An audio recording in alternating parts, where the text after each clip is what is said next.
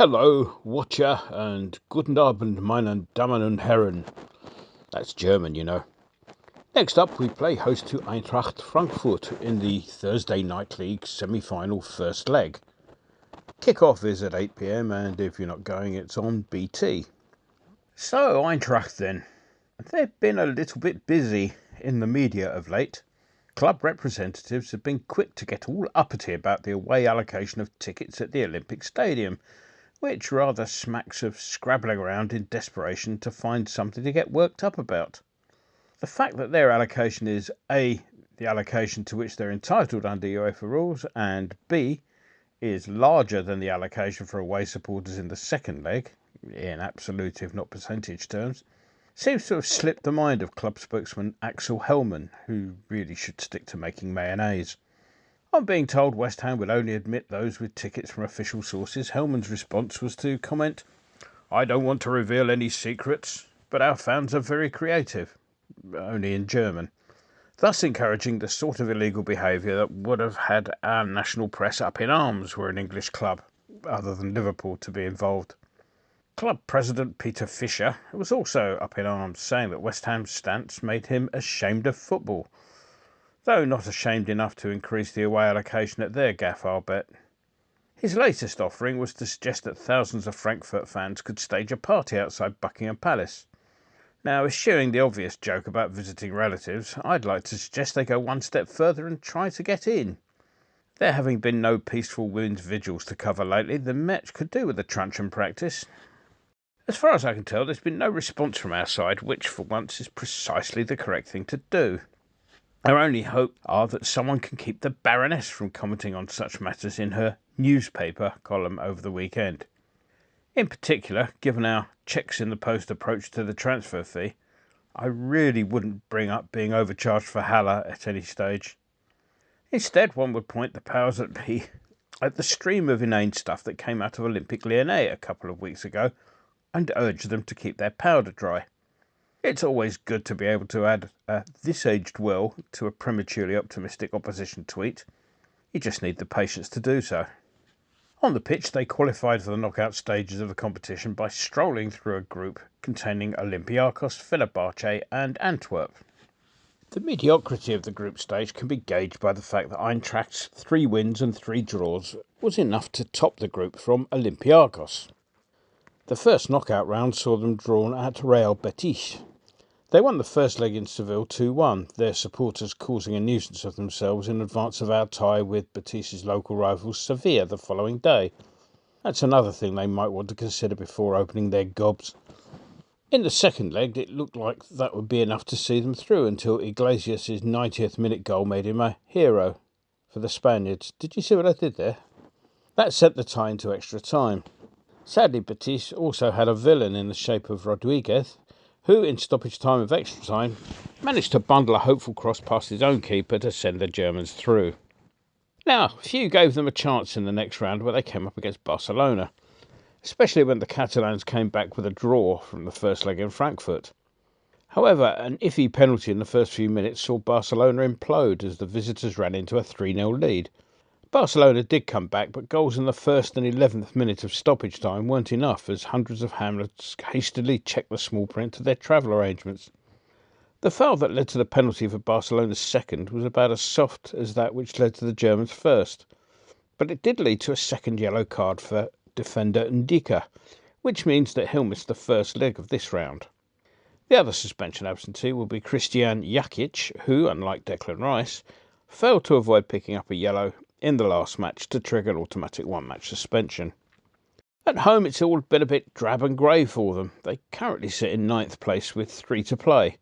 That's 2 places, but a whole 9 points shy of 7th spot, which is currently occupied by Köln, which is the spot allocated for the playoff round of the Thursday night Isthmian League. Frankfurt haven't won in over a month. Since their last win against VfL Bochum, they've drawn 0-0 at Fizzy Drinks Leipzig and at home to Greuther Fürth. They were beaten 2-1 at home by Freiburg and away 2-0 at Union Berlin, before getting back to drawing ways at the weekend when they drew 2-2 at home with Hoffenheim.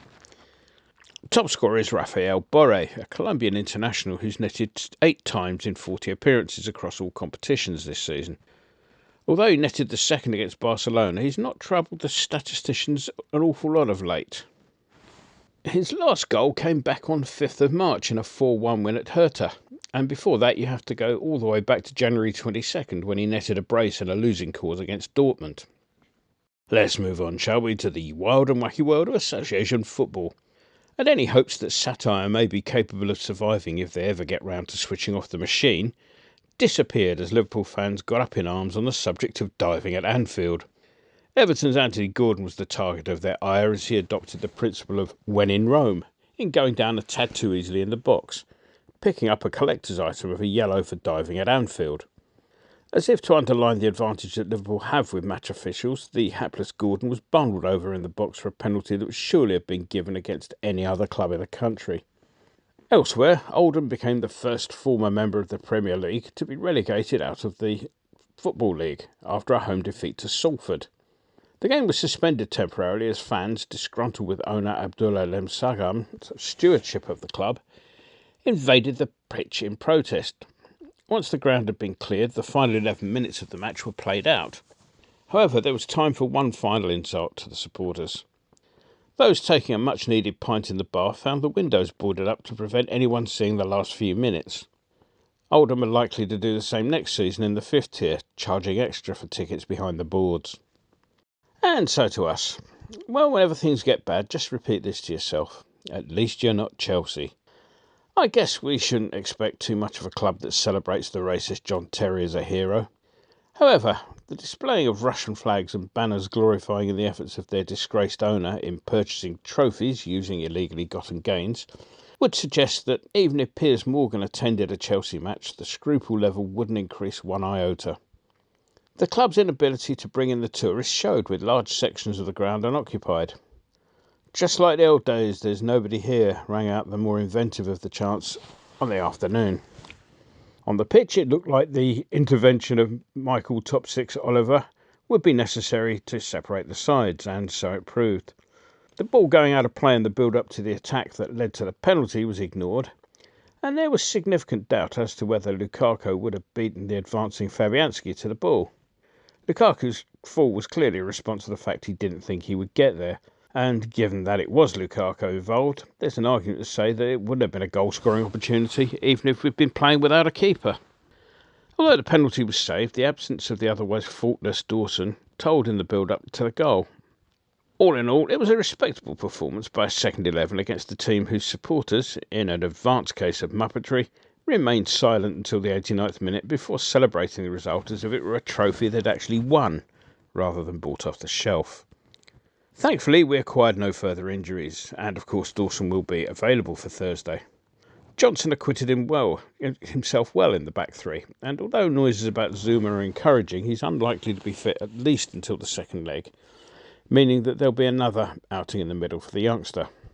So the prediction then. Well, they have saved their best for the Thursday Night League, so there will be no pushovers. However, we also have a thing about Thursdays. Yes, I know we have a shortage in the central defensive area, but as mentioned, I'm a lot happier now that I've seen Johnson get a match under his belt alongside Ballon. So, in a fit of optimism, I'm going to go for a home win. Just to keep us on tenterhooks for another week, I'm going to go for a close one. So the £2.50 I was going to spend on a party at Buckingham Palace will instead be going on a 2-1 home win, if that's okay with you, Mr. Winston. Enjoy the game. So we're here in the offices of a Late Late Show with the host of a Late Late Show, James Corden. Hi. Big West Ham fan. Yes. And big knees up Mother Brown, man. Yeah. Get on the forum at kumb.com. Come on, you irons.